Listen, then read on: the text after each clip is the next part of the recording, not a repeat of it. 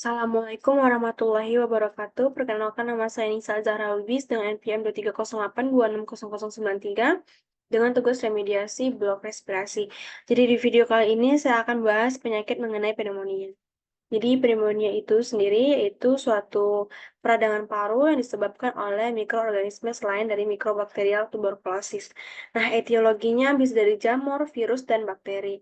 Nah, yang paling sering etiologinya itu adalah bakteri, di mana bakteri pun sendiri itu terbagi menjadi dua, ada yang tipikal dengan atipikal. Yang membedakannya adalah tipikal itu dia harus bisa dibiakkan tanpa media khusus, sedangkan yang atipikal dia harus dibiakkan dengan media khusus.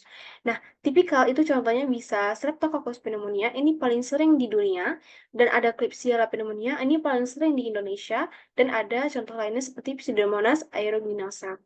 Lalu pada contoh atipikal bisa Mycoplasma pneumonia, bisa Legionella pneumophila, dan bisa Chlamydia trachomatis. Lalu ada klasifikasi nih berdasarkan epidemiologis. Bisa dari komunitas, yaitu dari lingkungan sekitar, dia dapat muncul terjadi pada kasus rawat inap jika kurang dari 48 jam. Bisa dari hospital, di mana muncul setelah rawat inap lebih dari 48 jam di rumah sakit. Lalu ada ventilator, di mana muncul setelah terpasang ventilator minimal 48 jam.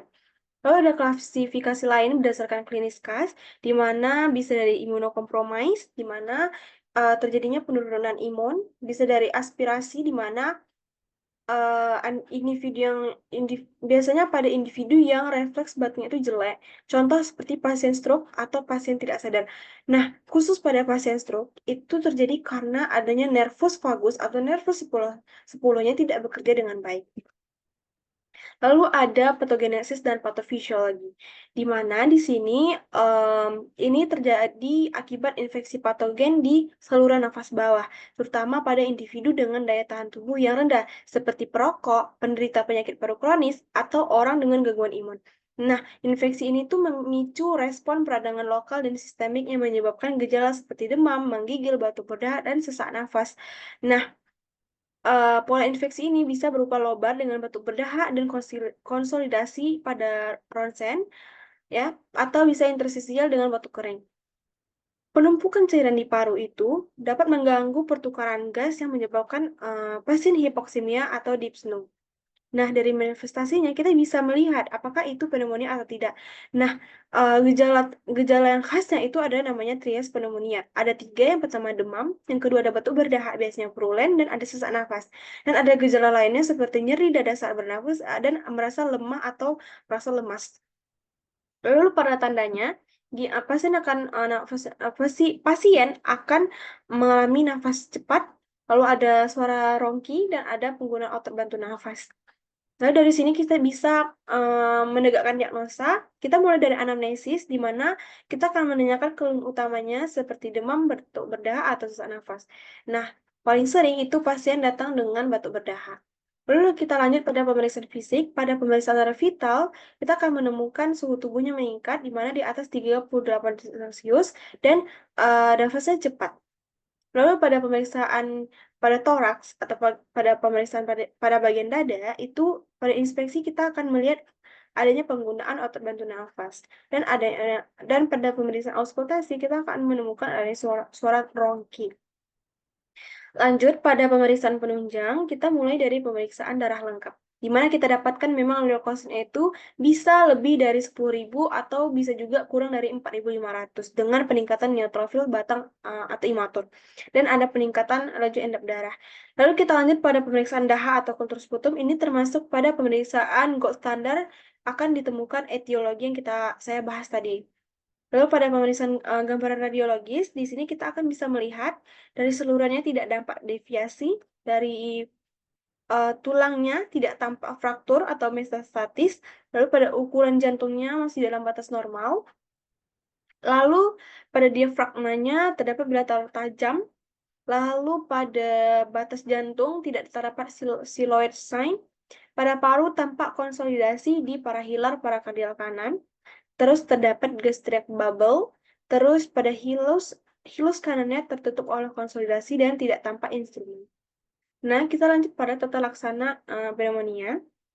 Di sini Kita bisa sesuai jenis dan etiologi, kita bisa menentukan dia rawat inap atau rawat jalan dari skor grup. Nah, masing-masing itu sudah ditentukan poinnya satu. Sudah ditentukan, maka kita dapat menilai jika skornya itu 0 sampai 1 dia rawat jalan, sedangkan dia skornya lebih dari 2 dia maka rawat inap. Nah, lalu ada faktor komorbid.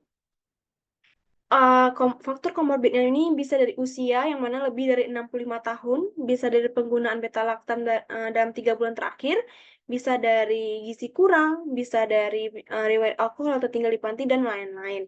Lalu dari situ kita bisa menentukan nih tata laksana rawat jalannya bagaimana.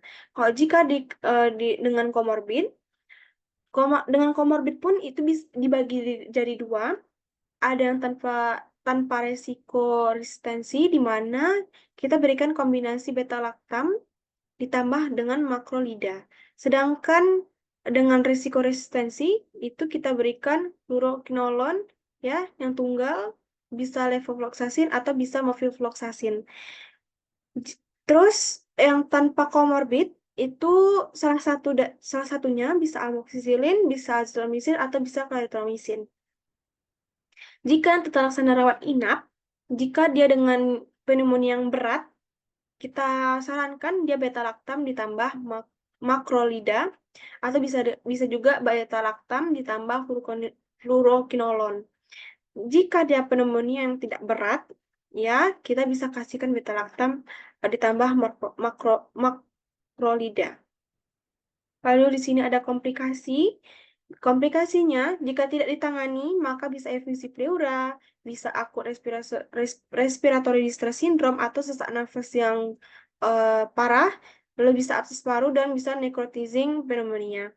Dari prognosisnya, jika baik, bila usianya muda, di bawah 65 tahun, tidak ada penyakit penyerta, pneumonia masih ringan, dan respon cepat terhadap antibiotik. Lalu, status imunnya normal, tidak ada komplikasi, dan fungsi vitalnya masih stabil. Nah, edukasi yang bisa kita berikan kepada pasien, itu kita jelaskan dulu penyakitnya apa. Ini adalah infeksi paru-paru yang menyebabkan inilah bapak batuk, demam, dan sesak nafas. Nah, pasien itu perlu minum obat sampai habis, istirahat yang cukup, makan yang bergizi, banyak minum air putih, dan hindari rokok. Jika bisa, gunakan masker jika pergi keluar supaya tidak tertular ke orang lain. Dan jika kondisinya memburuk, bisa datang dengan cepat ke rumah sakit dan temui dokter. Nah, dari pembahasan penyakit pneumonia ini, saya dapatkan referensinya dari Perhimpunan Dokter Paru Indonesia 2021 dari Panduan Umum Praktis Klinis Penyakit Paru dan Pernafasan Jakarta. Lalu dari buku Setiati 2014, dari buku Ajar Ilmu Penyakit Dalam jilid 4, dan dari Perhimpunan Dokter Paru Indonesia 2022 dari yang mana panduan diagnosis dan penata laksanaan pneumonia komunitas. Mungkin itu saja dari saya. Terima kasih atas videonya. Assalamualaikum warahmatullahi wabarakatuh.